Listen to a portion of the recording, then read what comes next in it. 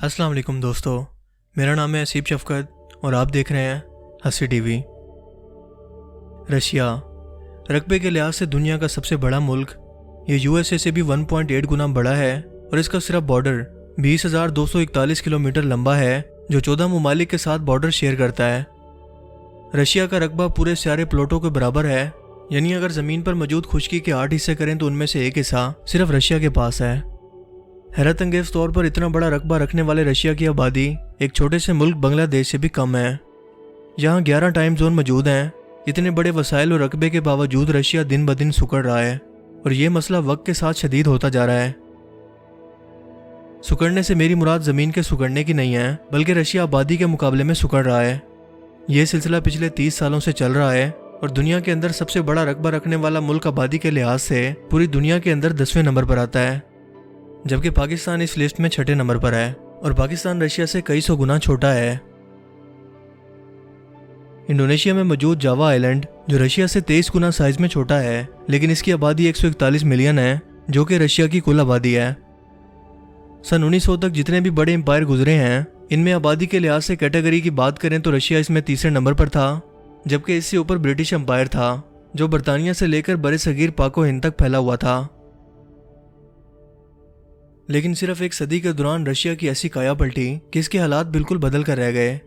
लेकिन यहाँ सवाल यह है कि आखिर ऐसी क्या वजह थी जिसने रशिया को आज इस मकाम पर लाकर खड़ा कर दिया है कि वो अपनी नस्लों की बका की जंग लड़ने के लिए मजबूर हो गए हैं। और अगर हालात इसी तरह से चलते रहे तो ये भी मुमकिन है कि ये लोग आने वाले वक्तों में सफ़ाई हस्ती से ही मिट जाएं।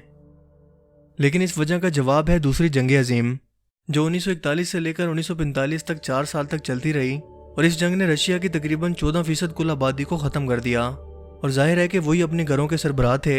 इस वक्त से लेकर रशिया के अंदर मर्द और औरत का तवाज़ुन बिगड़ने लगा और मर्दों के मुकाबले में औरतों की तादाद में बेहद इजाफा होने लगा, जबकि इसके मुकाबले में इन सालों के दौरान यूरोप की आबादी के अंदर एक वाज़ेह इजाफा देखने में आया।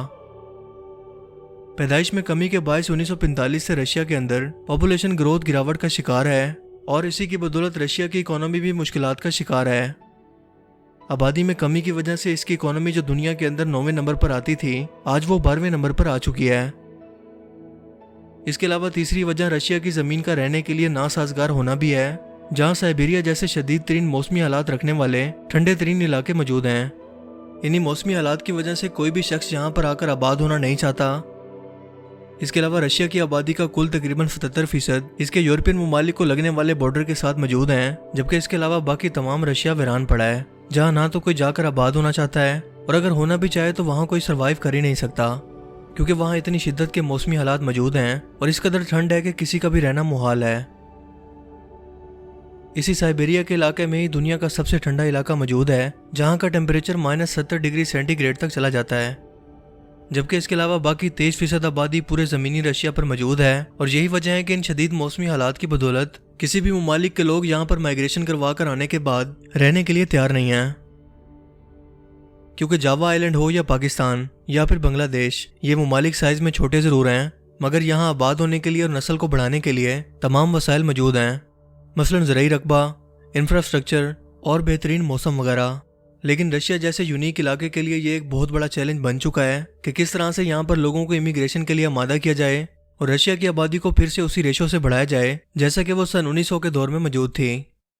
यूनाइटेड नेशन की एक रिपोर्ट के मुताबिक इनका कहना है कि अगर रशिया ने इसके मुतालिक कुछ संजीदा इकदाम ना किए तो 2050 तक ये दुनिया में सबसे ज़्यादा आबादी रखने वाले ममालिक की फहरिस्त में 14वां मुल्क बन जाएगा।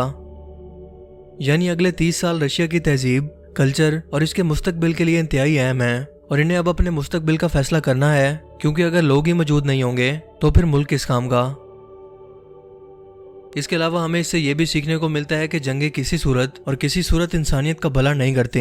इनका नतीजा हर सूरत तबाही है, फिर चाहे वो वसाइल की सूरत में हो या खुद इंसानों की तबाही की सूरत में।